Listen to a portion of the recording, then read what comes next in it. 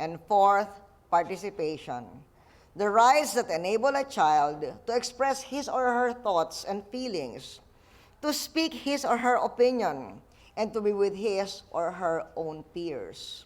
Under these rights fall the right to a name and nationality, the right to be identified as a member of family, community, or society. The UN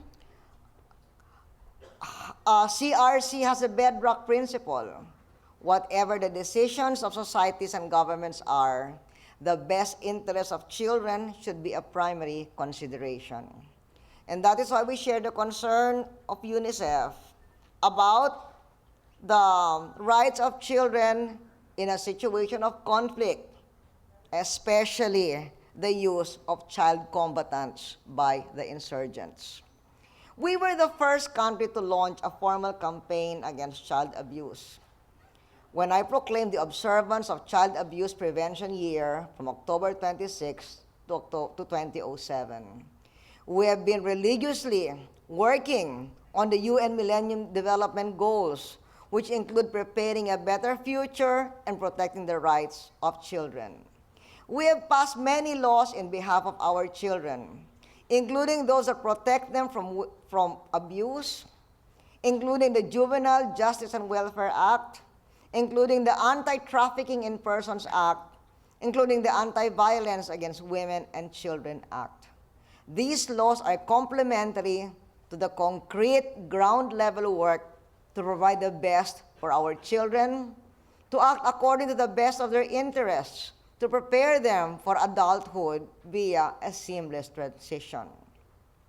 To carry out these laws, we have launched various programs, such as the PNP's program, which today has its own women's and children's desk. And today I decided to add a dimension in the celebrations with the awarding of the 10 most outstanding police women of the year. My congratulations to all the honorees. You bring pride not only to the PNP, but to every Filipina. And I am pleased particularly with your handling of the rights of disadvantaged sectors, especially the children. And I decided to put your awarding in today's event because so many of you are receiving awards because of your work for the children and on sensitivity to vulnerable sectors. Congratulations.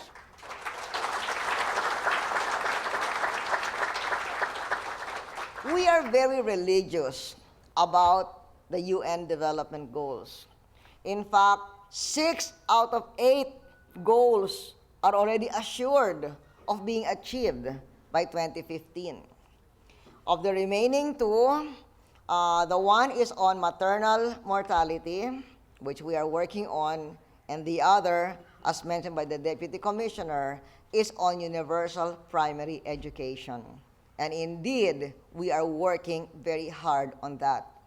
We are breaking through the usual investment threshold in order to give our children a first world education and health care within the medium term. The education sector will get some 200 billion pesos budget in 2009. Of course, we count our congressmen to pass this budget for us. And the health sector, including services for maternal health, led by the Department of Health and the Philippine Health Insurance Corporation, will be given 36 billion in 2009, and in addition, government hospitals continue to retain and use their income. To move the enhancement of children's rights to a higher level, I talked to the Secretary of Social Welfare this morning, and I said that I am directing her and the Council for the Welfare of Children to craft the pooling of a Children Defense Fund, which will document and help prosecute cases of child abuse and exploitation everywhere. Our goal is a child-centered human rights agenda.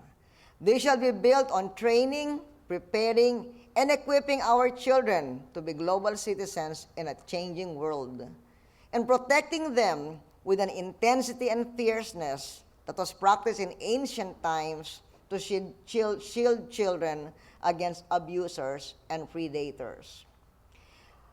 But even as we work to increase awareness and promotion of human rights, we are similarly focused on a particular basic right of individuals, the right to earn a decent living.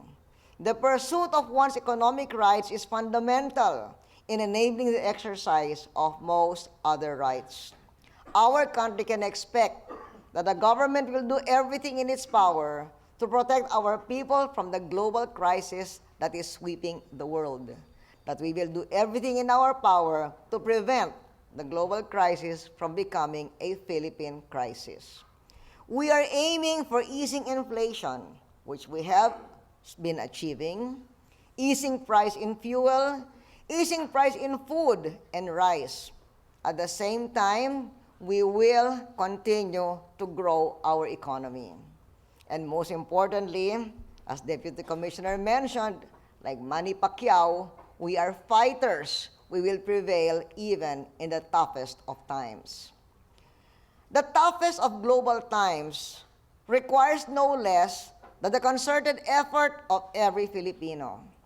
In celebration of Human Rights Day, I call on everyone to make our human rights programs and our economic programs a successful shield, not only against those who would violate these rights, but also against the storm winds of the global economic hurricane. With all of us working together, we will weather the global storm. We will see the bright light of a day when we will be ready to join the ranks of the first world, when poverty shall have been marginalized, and when we will have achieved all the hallmarks of our modern society, where institutions are strong, especially the institution of human rights. To all of you, happy anniversary on the Declaration of the UN Human Rights. Thank you.